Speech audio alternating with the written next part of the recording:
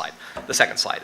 For anybody who just walked in, I'm Todd Fernandez. I have a handle in the program. I don't care. I just really didn't want my name associated with this on the web. So my name's Todd Fernandez. I'm here to talk about semiconductors. There's a QR code on here if you want to follow along on your iPad, Android device, or other. You can go ahead and click that. It'll take you to a Dropbox, and you can follow along on the slides.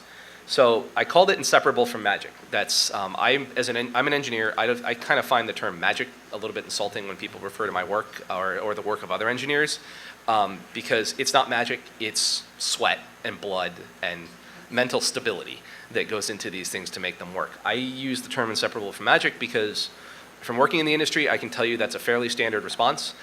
What happened? We don't know. Why does it work? It's magic. And that's from the people who know. So, inseparable from magic. What you're looking at here is the first ever solid-state transistor, Bell Labs, 1947. If you haven't read the book, The Idea Factory, it talks about this in detail. It's incredible. So, disclaimers. Read the disclaimer. I'm going to talk about something else. I'm going to leave time at the end for questions. If you have a question, everything has a slide number in the bottom right, which we can actually see, which is fantastic. Please reference the slide number. It helps me out with answering your question in a little more detail. At the end, if you missed the download link, I have the download link. People who are listening to just audio, there's a download link at the end I will read out. I hate that this slide is necessary, but semiconductor companies kind of make the federal government look silly in terms of IP security, and like I said, I like this industry to work for. So, this is me.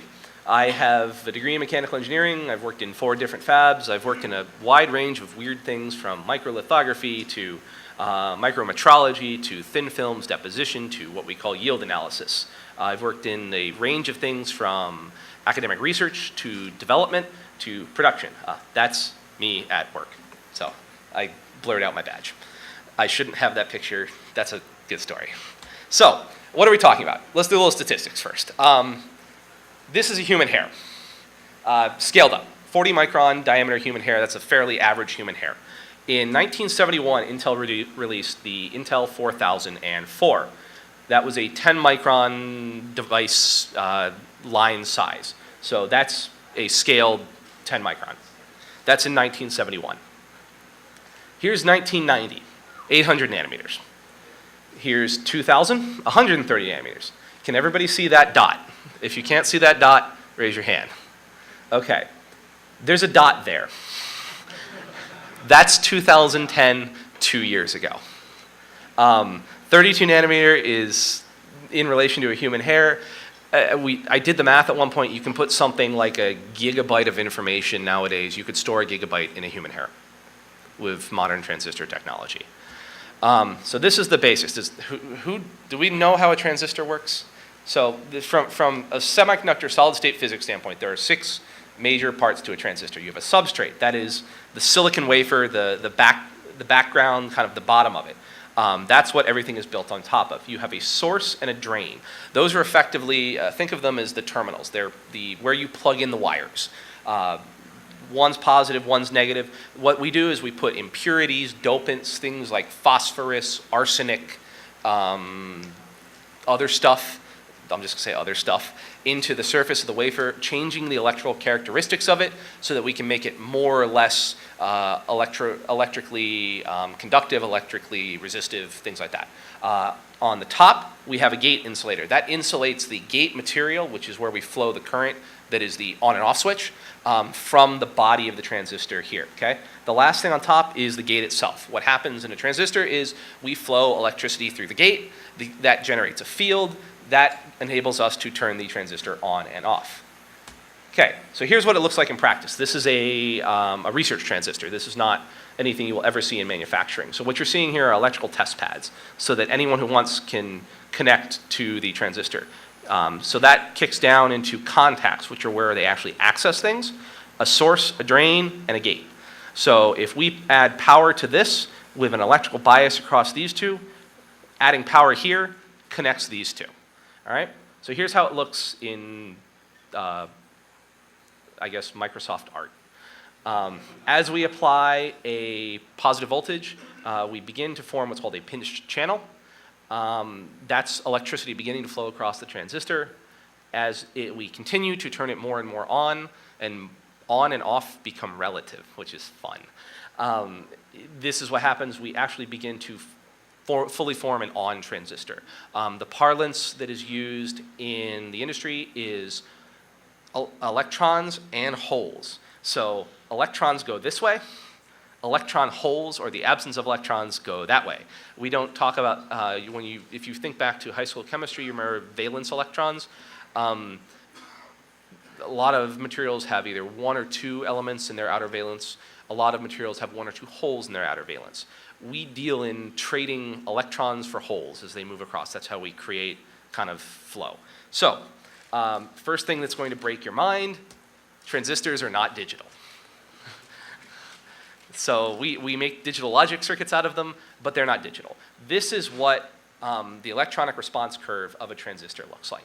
So on the top, on the y-axis here, you have effectively current that is flowing across the transistor, and on the bottom, you have how much voltage we're applying to the gate. There are 4 things you should keep an eye on here. This is off. If you notice, we're looking at, this is a log scale, so 1 to the negative second, 1 times 10 to the negative second, that's not 0. On is kind of a nebulous state where it's mostly on. So we start to talk about things in terms of the threshold voltage. The threshold voltage is where we get that shoulder, where things start to turn on, where things start to behave like they're on and not off. And everybody talks about power and heat in transistors and computer chip usage. This is effectively the majority of what they're talking about. They're talking about leakage. The fact that our off state is not as off as it could be, which is a term that kind of messed with me for a while when I started in this industry. Off being offer is very, very important. So, basics of construction. We're going to talk through some of the tools, some of the technology they're using to manufacture these. Then we're going to get into what the transistors actually look like nowadays. So, first of all, a fab. Everybody knows at least what a fab is. You guys probably think of them. Bunny suits, Intel commercials, lots of stuff. This is what a fab actually looks like. It's about 4 to 5 levels. This is a picture of Samsung's brand new, spanking new fab in Austin, Texas. That nowadays, they're using what's called 300 millimeter wafers. We'll talk about that next slide. But they're usually, modern fabs are about 300,000 square feet of manufacturing space. So that's large. Now consider they're what's known as a class 1 clean room. Class 1 clean room means there is 1 half micron particle, 1, per cubic foot. I didn't mix units. You can talk to ISO about that. So as a reference, everybody's familiar with operating rooms. Operating rooms are class 10,000. So if you want to have surgery, this is probably a better place. So wafers. Wafers are cool. These are what we manufacture on.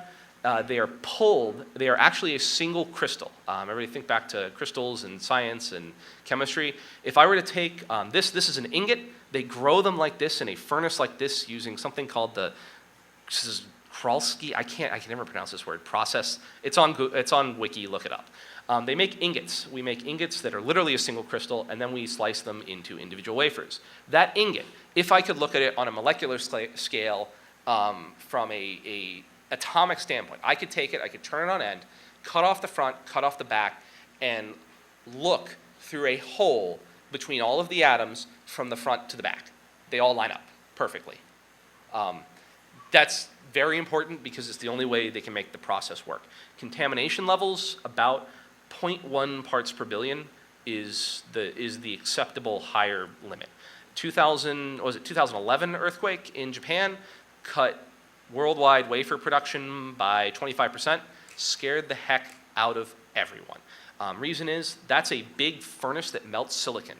When the power goes off to it, what happens? It all crystallizes. It's now junk. It has to be replaced. Restart takes about a month.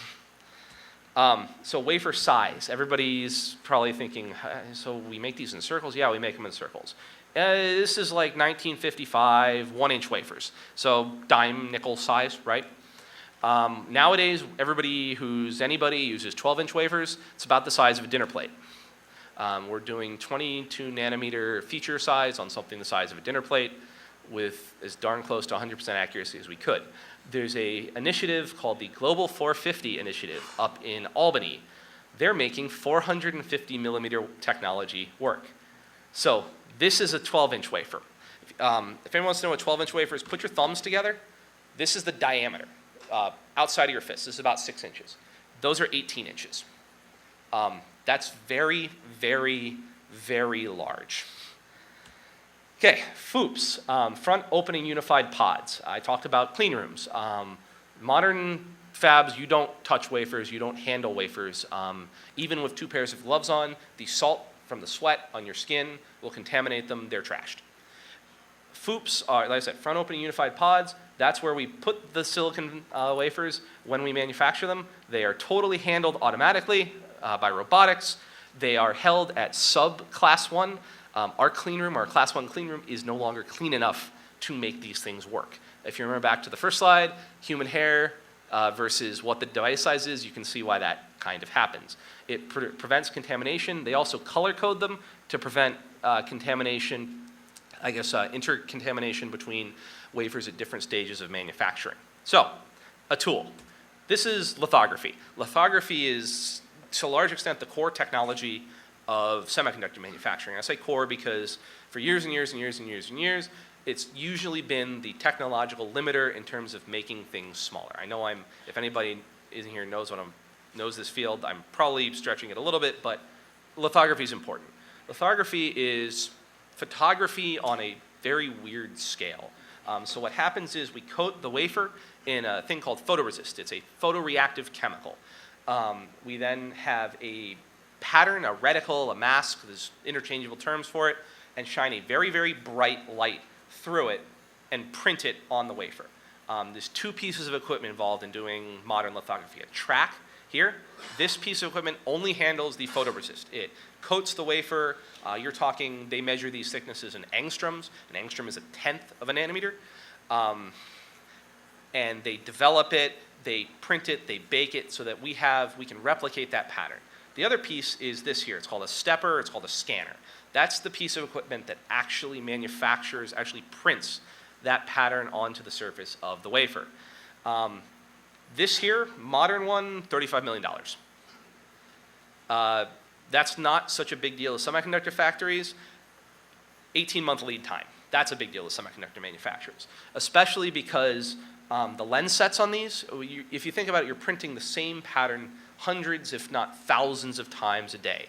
Everybody thinks about think about a camera lens. Can you wear out a camera lens? When we're talking about this level of precision, you can start to wear out the lens sets. You're shooting photons to the exact same spot on the lens over and over and over again. You'll wear the lenses out from photonic erosion. So, and it's not that they don't work, it's that they aren't accurate enough anymore.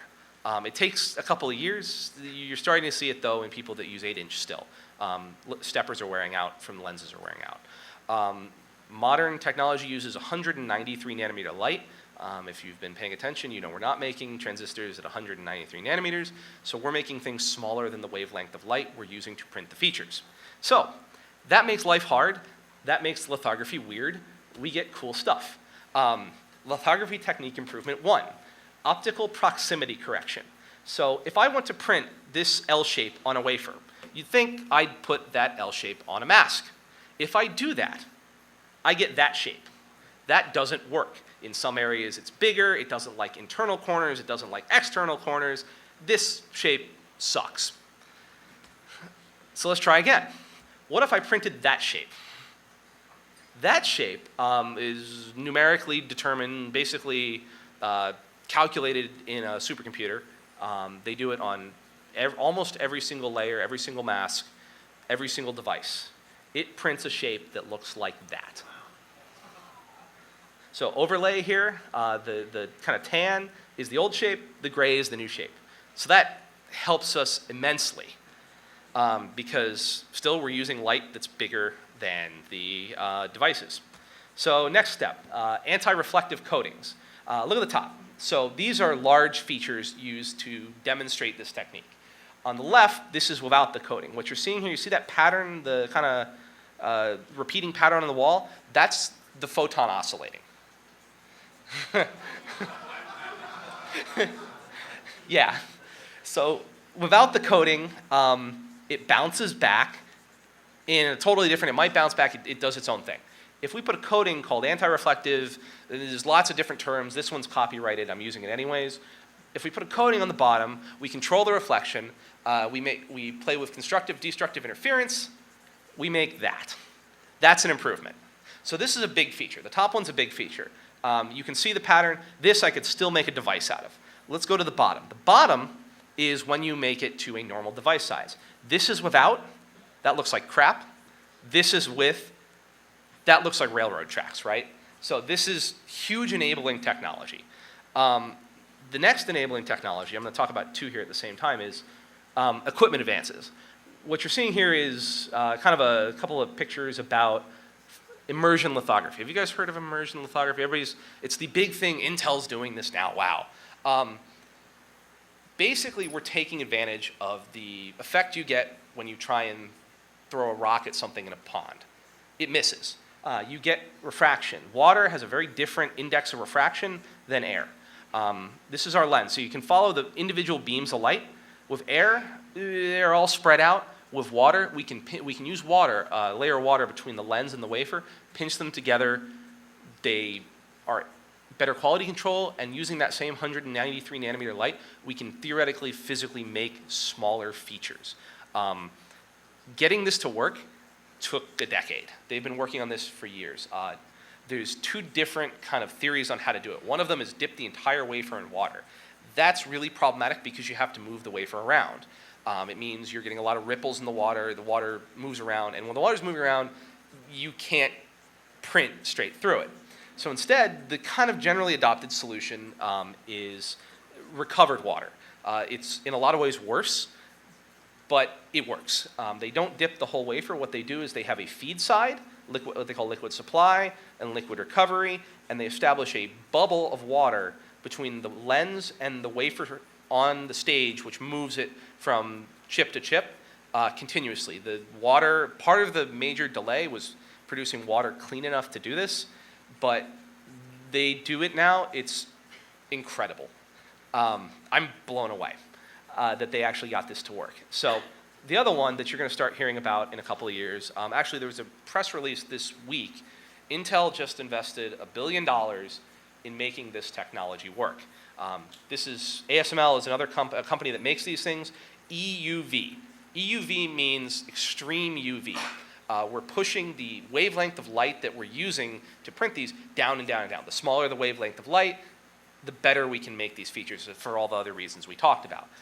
The problem with EUV is we're talking about extreme UV light that you can't do it in an air environment, which means you can't use immersion because all the water evaporates. EUV is so weak as a light source that you have to do it under vacuum or the wave won't propagate. So this is up in Albany. They've been releasing some pictures of this. This is currently, as far as I know, the only EUV development tool. This is just the stepper.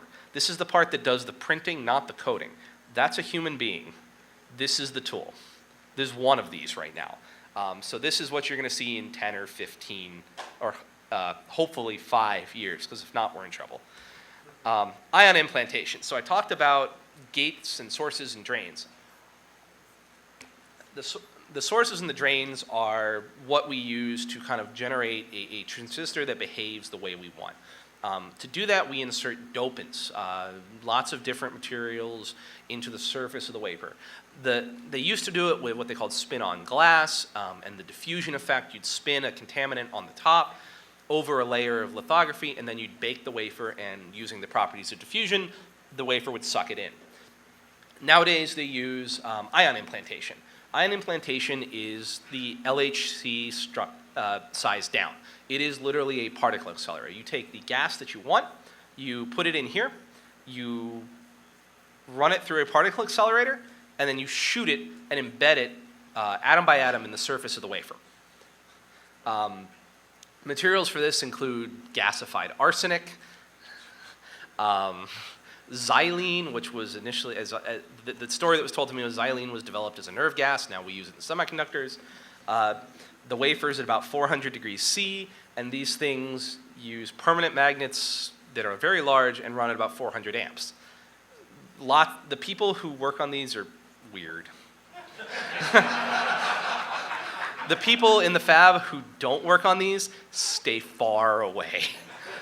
There's the constant historical rumor that is not supported by any statistical fact that the people who work on these only have girls.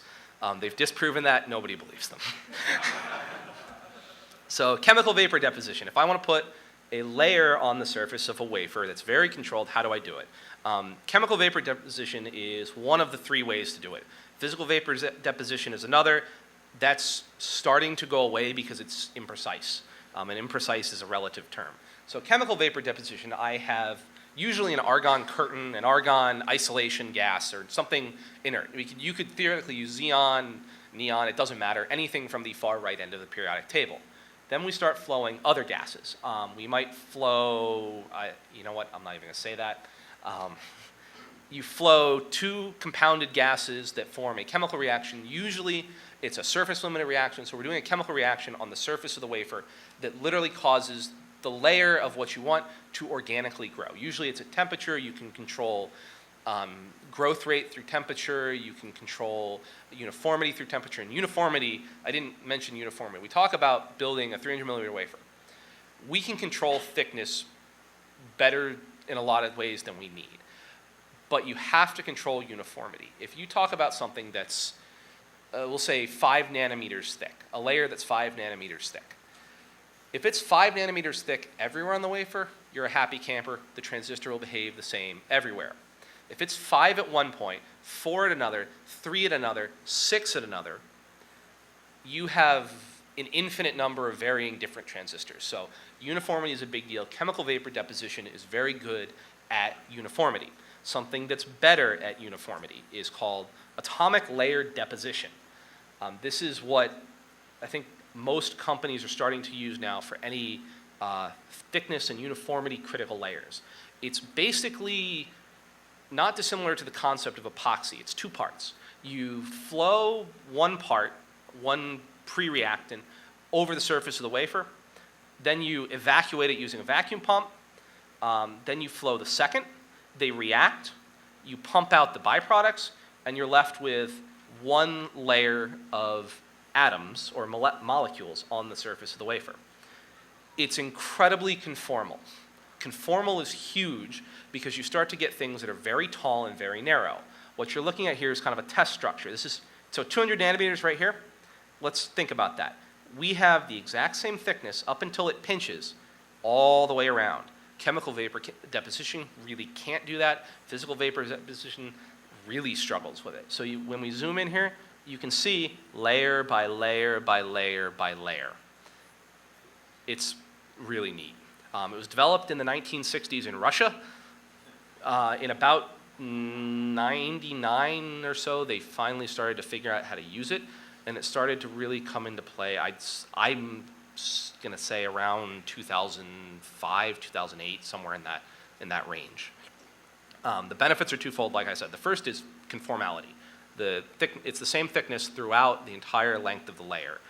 The other one is when we're doing it layer by layer, thickness control becomes really easy because we just add or subtract layers. We don't have to worry about timing nearly as much. You can do a lot of different materials with this. Unfortunately, you kind of have to engineer the reactions from the precursors, and so it gets a little complicated. But part of the problem is you can't do things like silicon nitride. Silicon nitride is a very common material to use as what's called an etch stop in semiconductors. You use an etch stop to control the shape, the depth, the profile of things that you're removing from the wafer, and so they call it an etch stop. Silicon nitride you can't do. As far as I know, you can't deposit silicon dioxide either with ALD, atomic layer deposition, which up until very recently, silicon dioxide has been kind of the standard dielectric or insulative material for chips. I'm doing okay on time. Okay, so enough science and me talking. I mentioned FOOPs. Let's watch a video, see how this works. Hold on. So I kind of mentioned FOOPs. This is a FOOP. FOUP, 25 wafers. I'd say you're talking $60,000 in revenue from a bleeding edge wafer in terms of revenue and chips and memory. 25 wafers in a FOUP at 60 grand makes about $1.5 million. This is a bad day.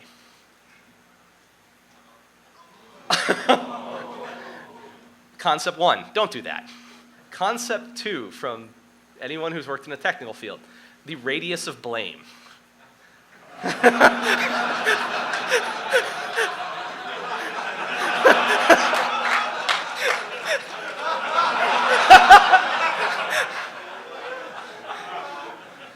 If you notice the time clock, anybody see, can you guys see the time clock there?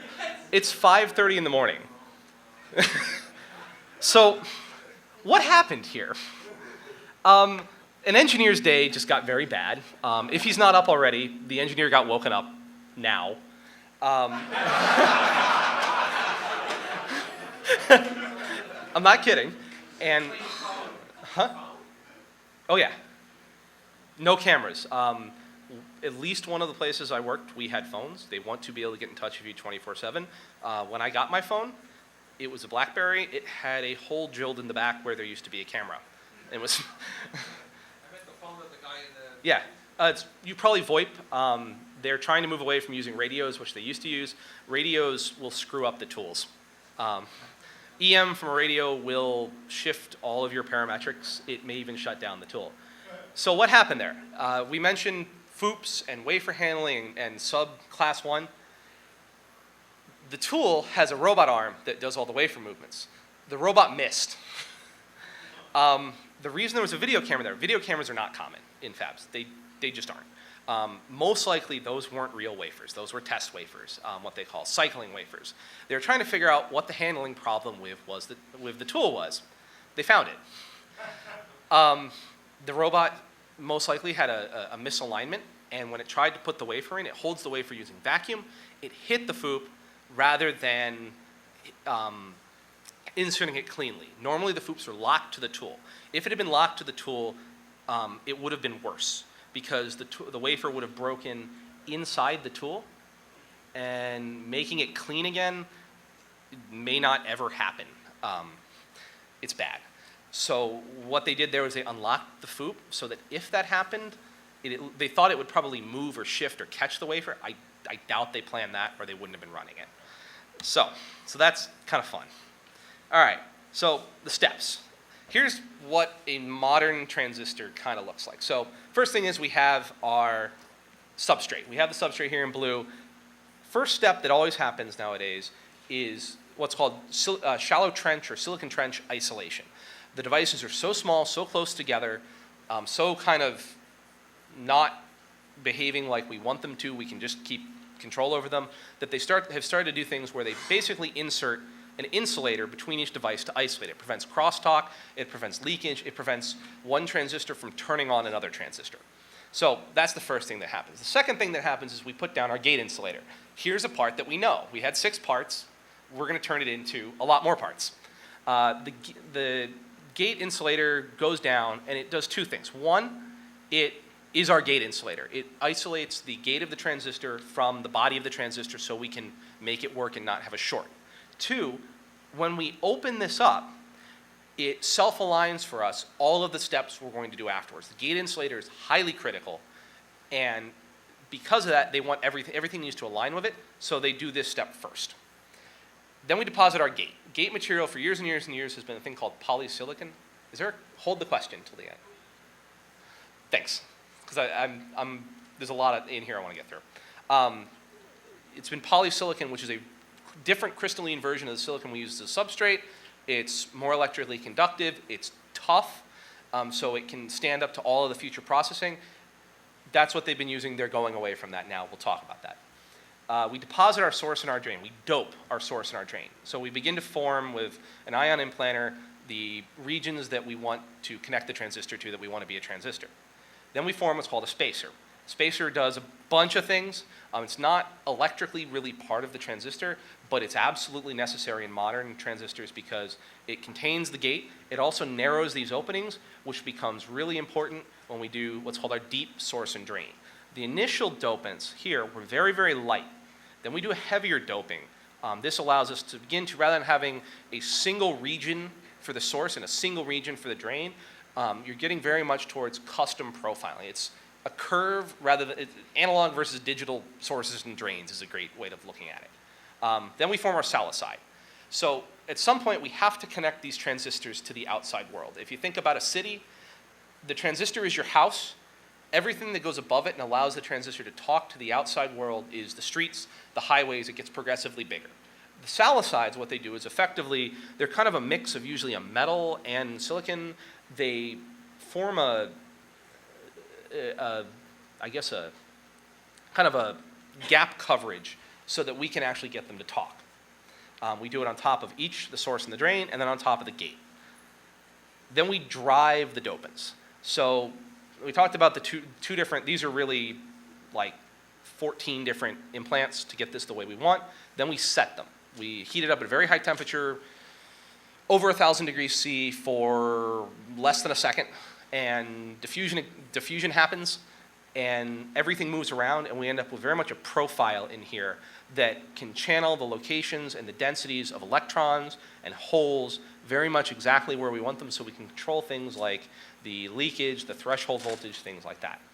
Then we deposit a dielectric. At this point, we're done making what we would call the device down here. Now we begin to connect it to the outside world. So the first thing we do is we seal the whole thing. That happens so that they can't leak. We don't want electricity getting from one to another, and we want to be able to isolate them. Etch trenches and contacts. This is the first step in having something that it can talk to. We deposit a metal in there. We fill them, what we call fill contacts and trenches. We have a device. Then we do back-end processing. So at this point, we have your house and we have your driveway. Then we start building what they call metal layers, which are the back-end processing that I'm not going to get to really here, but which is what interconnects individual transistors, individual devices into a logic circuit, into logic circuits, into memory, into cores, into everything you need to make a computer chip out of one of these. I talked about these as like, 10 or 11 steps here. These aren't steps. These are what we would call, in fab parlance, segments. Like this, 14, 15 steps, if not more. This whole set, by the time it goes to what you would call the back end, it's about 3 weeks later, if you're good, and somewhere in the range of, I'd say, 500 steps. I'm putting a range on that, but 500 steps. We've done 500 different things, 500 different tools to the wafer. Because it takes, and I have in the backup slides if you want to go through it, how you build those shallow trenches without any metrology, quality control, error checking, inspection. It's at least 13 different steps. Just the physical actions required to put those trenches, which are probably the simplest feature on here, in place. So that's what it looked like when we talked about it as a theoretical device. This is what it looks like now. Here is what it looks like in a SEM picture. So you can start to actually see the features. Here are those trenches. We talked about aspect ratio. Very, very tall, but very, very narrow. You can see these are the contacts that we talked about, the last step that connects to the outside world. Here, that little kind of white dot, that's our salicide. Here, sources and drains, everything in here exists. You can probably see in here, this is like the transistor itself. This is the things you're probably thinking of. And if you look at it like this, let's zoom in a little more. Okay, this is a 2010 era 60 nanometer device. Right now, I think Toshiba has a 14 nanometer RAM or memory technology that they're starting to manufacture. So that's, what is it, a fifth or a fourth of this size. Here is the zoom in of our source, our drain, our gate, our contact, our salicide, and then our contact, okay? 60 nanometers wide. This isn't a whole lot of fun. This doesn't tell us a whole lot. Let's zoom in more. Here's the gate. So you see that? That's 1.2 nanometers. You've reached a point at this point. This is using a traditional silicon dioxide insulator, gate insulator. They don't measure that in nanometers. They don't measure it in angstroms. When you're here, you talk about monolayers. Well, want to guess what a monolayer is? It's a layer of atoms. That's 4. How do you put a tolerance on that? 3 probably shorts out. 5 probably won't connect.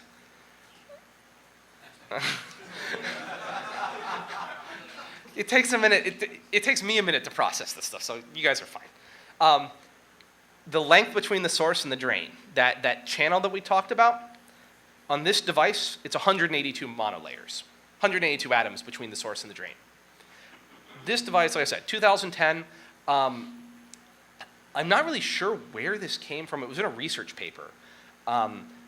They quoted the clock speed of the chip that this came out of as 10 gigahertz. I don't know if that's right. I don't know if it's wrong. I don't care. But they also gave a really interesting number, which is the transistor speed. So everybody thinks about clock speed. You think about how many gigahertz is my processor. So this is a 10 gigahertz clock speed. It's a 200 gigahertz transistor speed. So that's not uncommon. You're talking, these things are switching on and off in the picosecond range. So that's, to me, really cool. What does that look like? So here's zoomed in. This is what it looks like in the context of your whole chip. That little chip you have inside your computer. If you cut it open with an electron beam machining, this is what it looks like. Here, this is Intel 22 nanometer. They publicly released this, don't worry. And here is Apple's 45 nanometer process for Samsung. That's in your iPad. At the top, you can see the very large metal layers. This is what the outside world connects to. This is what the packaging connects to. Metal layers get inherently smaller and smaller and smaller and smaller and smaller. This is all back end. All we've talked about is the green part here. You guys see that down there? Those are the devices. That's all in one package. This is, I estimate 100 micron vertical thickness.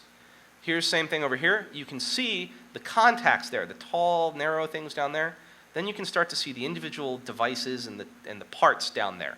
So that's what we're making. That's what all those individual parts are on the front end. So modern improvements. That's fairly modern. Where are we going in the last 4 years? Where are we going in the future? The goals are kind of threefold, really. Make off, offer. For a digital device, it's a little weird, but we're reducing leakage. We're making it so that when we tell it to be off, it's off. We want to make the difference between on and off sharper. We want to make our ability to turn things on and off faster, means we can go faster, and we can start changing other features of the transistor, because the reality is, this isn't like, these aren't independent parts. Every single point on here is related to every single other point. If we can make this sharper, we can inherently retune our process to make off, offer. And the other thing is make on sooner.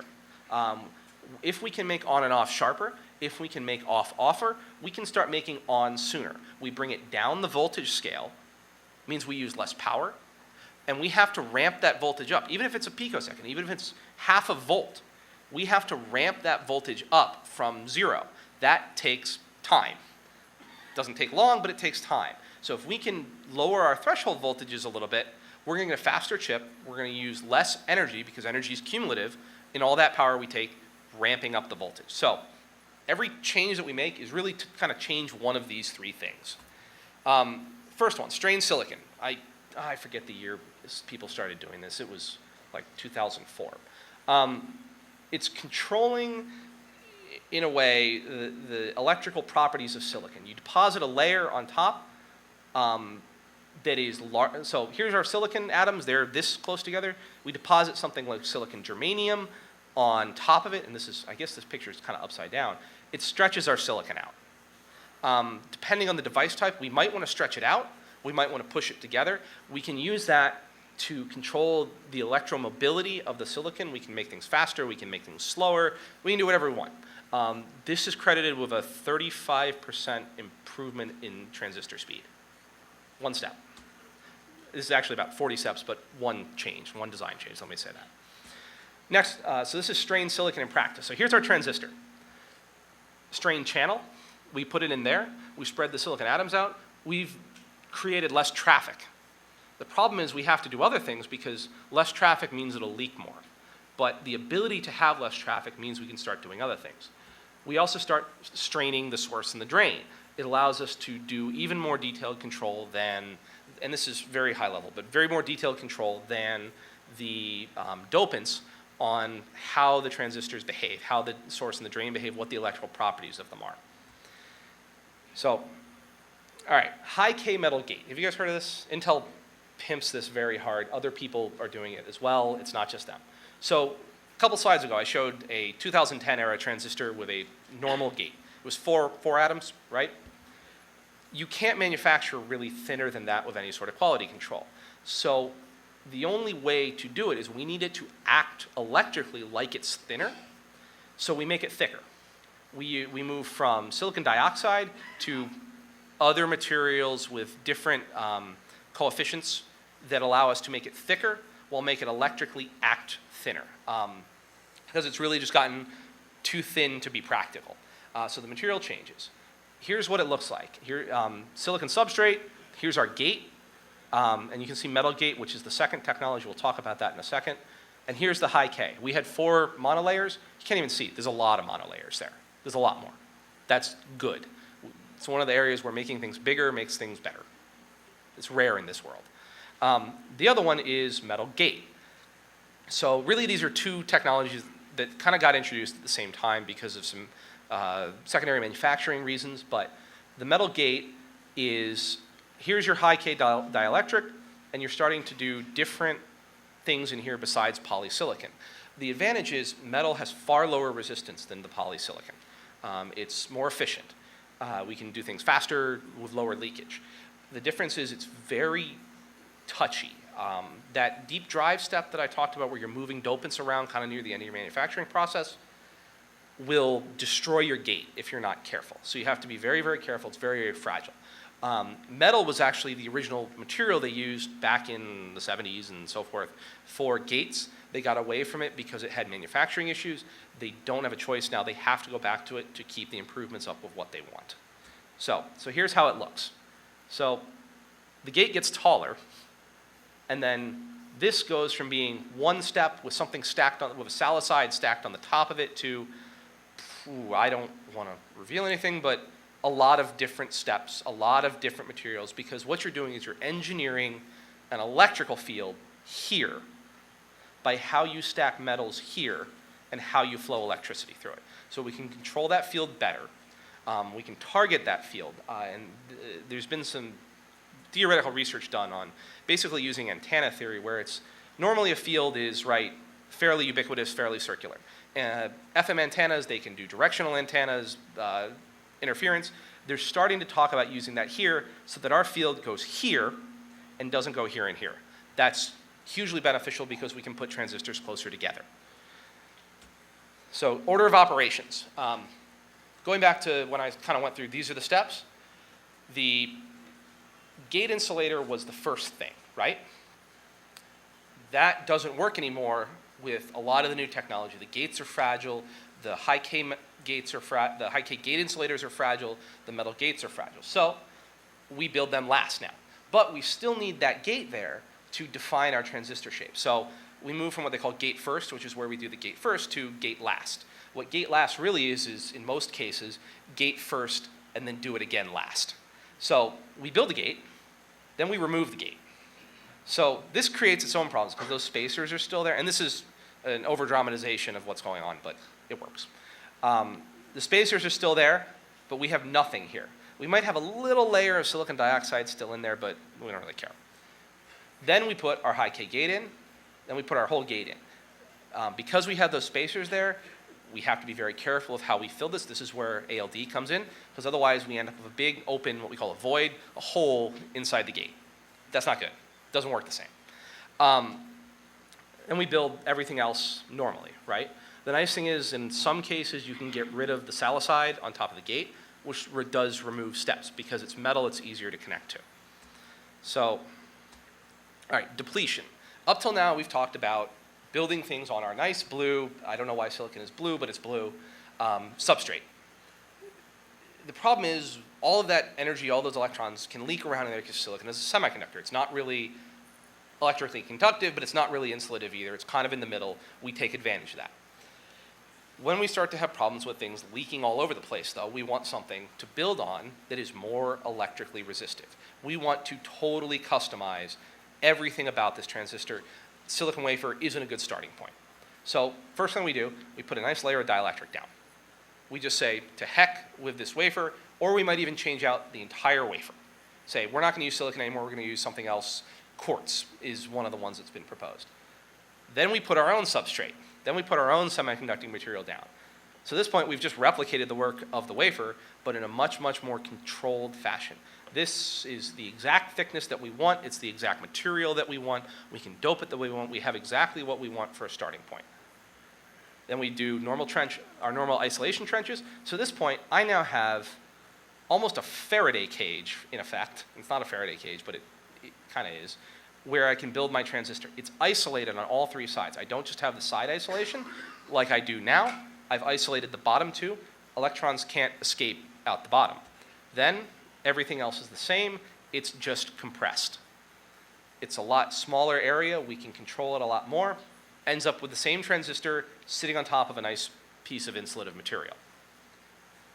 It helps everything. Here's the last one. So Intel released these in they said 2011, and the press release was like, they've been working on it since 2007 or before. FINFETS. Everything, as I said, is about turning things on and off, faster, better, offer, honor. We have this here. This is our standard design. It's planar. The gate is on top. The gate is basically interrupting flow this way.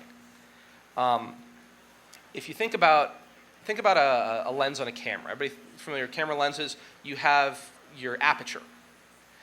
If I had a gate aperture and I just closed it from the top, that'll take a certain amount of time for it to travel the distance. Instead, they do spiral apertures. If I have an aperture in a FinFET on all three sides, I have gate on all three sides, I can close that off much faster. I can generate the field much faster. I can improve everything about the transistor. This is what they look like. You're now growing silicon fins into space.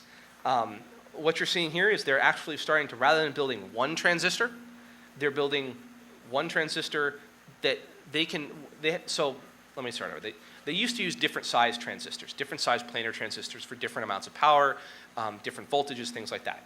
In this, they've moved away from that model. You make one size fin. It's very hard to grow the fins. We don't want to try and grow to 2 or 5 different sizes. So they make one, and then they link them together like this. So what you're looking at here is, you see the ones that go in this direction. Those are the fins. Those are our source and our drain. They just stick up. So you can see here, they stick up. Electricity still flows in the same direction. And then we have our gate. Our gate surrounds all three sides. You can see that here. Here's our fin. Now we have gate on all three sides. Everywhere you look, there's a lot more gate, a lot closer to the source and drain. So what does that do in terms of performance? Power, 50% lower. While also, not or, also being 40% faster. The trade-off? It sucks to build these things. I don't know how Intel does it. I wish I did. I wish I could tell people and find out, and I have my guesses. I don't know. It's incredible. So here is the black line's traditional transistor. The blue lines are kind of our choices of what we can start to do with the tri-gates, and this is the first generation of tri-gates. It goes even further. You can theoretically do a gate all around, which means you have to build a gate on the bottom of the transistor too, which means you're doing gate first, gate in the middle, and gate last. I don't know of anyone who's gotten the manufacturing of that right yet. Okay, so where are we headed? May of this year, Paul Otellini, who is, I don't know what he is at Intel anymore, but he's at Intel, I think. He may have retired. Disclosed in, it was a quarterly earnings call, that they're doing 7 nanometer device R&D. In 2011, a number of different companies started selling FinFET 22 nanometer transistors. So remember that human hair? 40 nanometers? Yeah. 14 nanometer is on track, from what I've been told, for 2013. So in 2 years, we can go from 22 nanometer to 14 nanometer. It's not really a structural change because they don't have tri-gates right yet. Nobody does. Labs don't. It's really a refinement of everything. Some people are talking about transitioning to 450 millimeter wafers. So that's those half-meter diameter wafers. 2015, this is in development. This is not in research. This is in development. And if you know Bell Labs, you know the difference. Lithography they're talking about using something called quintuple patterning. So we talked about lithography. If I shoot lithography once, I end up with something that looks a certain way, its pattern's a certain way. If I use a different photoresist that requires, rather than one photon, and I do mean one photon, to polymerize an individual strand, it requires two. That's double patterning. This is a horrible description of it. Go look it up on Wikipedia. Because the people who write these things on Wikipedia I don't know who they work for, but they work for somebody who knows what they're talking about. Quintuple patterning is taking 5 shots of a lithography tool to generate one thing. And there's some uses of averaging, of combination of different masks, different techniques, so that you can use all of those together to generate what you want. At this point, that's theorized. Semitech says high K, that thicker gate that we used, is now a monolayer. One atomic layer gate dielectric. So we go back again, high K becomes ultra high K. We just find a different material, because if they can do that, I'm gonna give somebody a high five. Lots of problems here. Intel and IBM have publicly discussed solving the problems of 11 nanometer by skipping it. At that point, we're no longer in microelectronics, we're in nanoelectronics. 2017, 2019, that's what they're talking about doing our research on now. The device size, 7 nanometers. You can't get away from using EUV. The UV light they use now can't reach that at all. It just falls apart. EUV, like I said, doesn't work. Intel just invested $1 billion in ASML, who's a major vendor, to try and make EUV work. It doesn't work. There's a lot of theoretical people in the field who say it will never work, because you're trying to use a photoreactive polymer in a vacuum chamber. Has anybody ever know anything about vacuum chambers? You're talking about something that's full of solvents. When you put it on the wafer, it will outgas. So it's how do you prevent everything from outgassing? Because if you have outgassing above the wafer is in between the wafer and the lens. You now have gas where you didn't want gas. Nothing works. So that'll be interesting to solve. Then things get worse. Electrical interconnects start to have real problems just because of making things that are electrically conductive that small. They start talking about optical interconnects. They're talking about using, rather than really what I would call digital or quantum transistors, to more of what they're calling interference transistors, where the electrons interfere with one another and kind of quasi turn it on and off. They don't really turn it on and off. They just think, the transistor thinks it's on or off. It's still flowing. They're controlling where electricity is coming from in constructive and destructive ways. It kind of ran off the bottom here. 2022, 4 nanometer. There's a lot of ideas here, ranging from quantum to things that are more exotic than quantum. Right now, anything that's built at this size, wow, I'm actually right on time, is done using a scanning tunneling microscope. What they're doing is they're not building things, they're manually stacking atoms to make a transistor. From what I've seen, the current winner is a group that built a 38 atom transistor. So, why is this here? Well, here's my take. Every single computer chip, every single thing in your pocket uses this stuff. This is kind of how I got interested in it. Like, I'm interested in coding, I'm a mechanical engineer. This was a good fit for me. Your car has these things in it, everything has it in it. I want to know more about this. I thought you guys might want to know more about it too. I talked to a couple people and I just started talking about it because I really love this field, and they just sat there like, oh my God. And I thought, well, yeah, I know, right? And so I thought, wow, you guys might think that too. So here we are. So, last slide, let's do questions. I got 9 minutes. I actually did this right on time, which is great.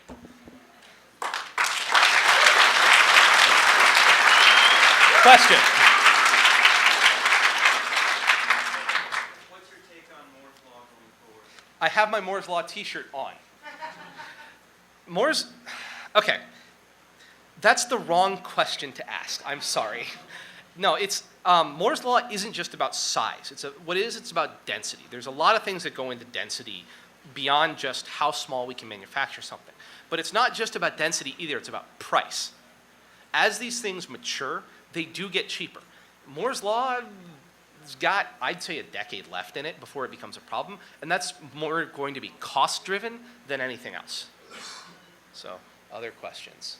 You can ask anything. I have a bunch of backup slides. Yes? Can you talk about the potential longevity of these tiny devices? I mean, when you talk about like particles coming from the sun and going through whatever it is. Neutrinos are a problem. So one of the standard research and development quality control tools is take one chip, you set two chips running on the same test routine, take one down in a mine, and take one up in an airplane.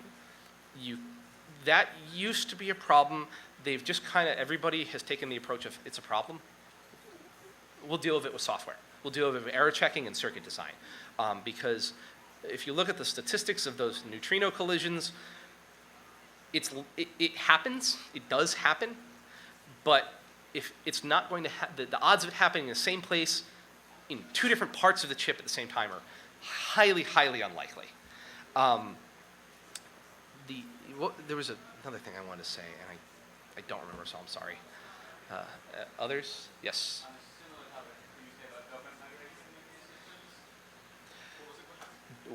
He asked about dopant migration. So if I'm going to go backwards here, go to slide. So we'll do it from depletion. Yeah, so when he says dopant migration, we have those, I should use the laser pointer rather than pointing. These suckers, the sources and drains. When we put impurities in there, they do have a tendency to, over time, move around. It's the law of diffusion. It's a physics problem. The hotter the chip gets, the more likely it is, higher usage cycles. I would respond to that by saying depletion, the fully depleted will help because there's less electromobility in these areas, means they're less likely to move around. The other thing is, it depends on which way you're straining. If you're, yes, yeah, it's science, it's physics, yeah. I don't think people keep these chips long enough for it to be a problem. If you look at the refresh cycle, so if you're talking a bank, somebody that does high frequency trading, the NSA, they save money. The chips are getting so much better, so much faster from a power alone standpoint, from a power and computational density, instructions per watt, computations per watt standpoint, that they can replace them every 18 months and make money. It saves them money to replace them every 18 months. Okay. In the back. So R&D costs are rising a lot, obviously. Do you think the world is going to be okay with the world where one lithography company, one ion implant company, one MOCD company, or do we have multiple? So the question was, R&D costs are spiraling ridiculously out of control. What's going to happen to competition in the industry? So currently, to answer your question, there is more than one lithography company. Yeah, I know you, but I consider it a problem as a hacker, as a person who wants to buy these things for the least amount of money possible. It's not so much the cost as the difficulty. I mean, you're going to see contraction, but there's I think an inherent natural trade-off in these things of the companies that do them, the companies that do the manufacturing and do the tool development are very, very closely interrelated. And because of that, they have a very clear path in their mind, and they don't always tend to think creatively like hackers, like academics do. You're seeing with atomic layer deposition is a great example. All of the major tool vendors, and there's, I'd say, 5 major tool vendors, have ALD systems.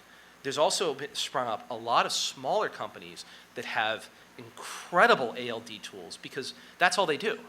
Because they have people who did research on this, and they weren't tool developers, they were scientists. And they've hooked up with engineers, and they're doing really neat things. From a standpoint of the Intels, the Global Foundries, the IBMs, the TSMCs, you're going to see narrowing.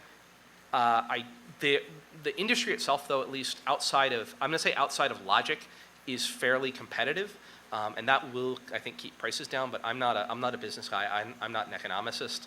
there are definitely some structural problems. Is like 450 is going to cost anybody who wants to build a 450 millimeter tool for those massive wafers a lot of money. And so you will see some contraction. All I can say is wait and see, because I don't know. Anybody else? In the way back, who I can just barely see. I heard you mention STEM. Do you ever think we'll see FIB in the manufacturing chains? I can't hear you. Do you think we'll see FIB in the manufacturing chain more than an analytic? So he has to, we'll see FIB, which is focused ion beam.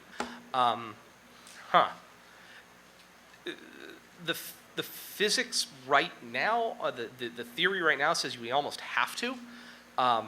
Whether it's, I don't know how they make it realistic for a manufacturable technology. So you guys should go look up focused ion beam. It's cool. It's how you can basically atom by atom manufacture things. I don't know how they can make it work. So it's 12:57. If there's one more question, and then I want to. Yo. You're actually 2 minutes over. Oh, I'm sorry. Can I do one more? Yeah. Right there. I was wondering, what's the ecological impact of future technologies in terms of recycling and also manufacturing these bioreactors? I don't know. It scares me. That's a simple answer. All right. Thanks, guys. I don't want to run over.